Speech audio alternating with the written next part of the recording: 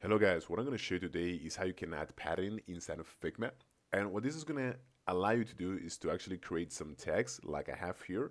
This is just a sample text so I can show you how to pack text rectangles.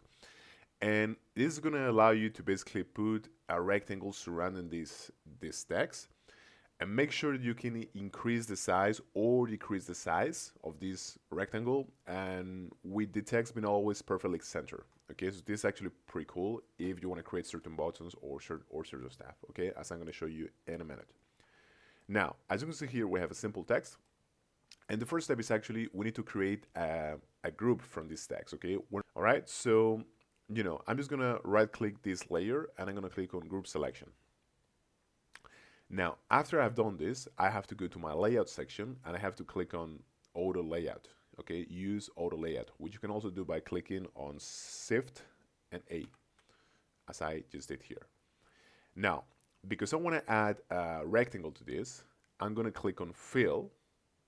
Okay, I'm just talking about this group here. Okay, this frame one, this group. Okay, and I'm just going to add a fill. And I'm going to choose, a certain color for this fill. Let's say that I want it to look like, I don't know, let's say bluish, okay, kind of like this. This is a good color maybe. Okay, and this is going to be like my background for my test, okay? And I can also increase the corner radius to make it more round to like 30, for example. Okay, and this is what I have. You can see now, my text, it looks very close to the rectangle. So I actually want to increase the size of this fill of this rectangle. So what I'm going to do is I'm just going to go to this auto layout section, and I'm going to go to the padding section. And I'm going to increase this horizontal padding and this vertical padding to my liking. Okay.